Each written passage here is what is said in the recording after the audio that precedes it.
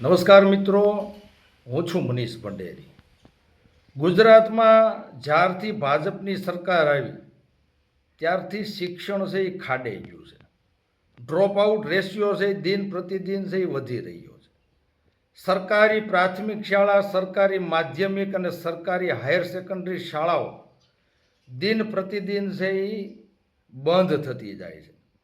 વળી સરકારી શાળાઓની અંદર પૂરતા શિક્ષકો પણ આ ભાજપની સરકાર છે એ ભરી શકી નથી. વિદ્યાર્થીઓને બેસવા માટે, ભણવા માટે જે પૂરતા ઓરડાઓ અને પૂરતી ભૌતિક સુવિધાઓ પણ આ ગુજરાતની ભાજપ સરકાર છે એ આપી શકી નથી. આજે નવા સત્રની શરૂઆત થઈ ગઈ, વેકેશન ખુલી ગયું, છતાં પણ માર્કેટની અંદર, બજારમાં કે પાઠ્યપુસ્તકો મળતા નથી.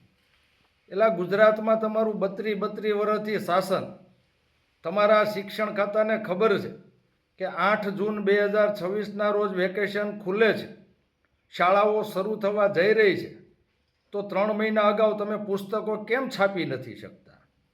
કેમ કોન્ટ્રાક્ટમાં અને કમિશનમાં લેતી દેતીમાં વાંધો પડે એટલે મોડું થાય છે? ખરેખર તો તમે ગુજરાતનું શાસન કરવા માટે, ગુજરાત રાજ્ય ચલાવવા માટે યોગ્ય અને સક્ષમ નથી. આજે સમગ્ર ગુજરાતની જનતા તમને સારી રીતે ઓળખી ગઈ છે.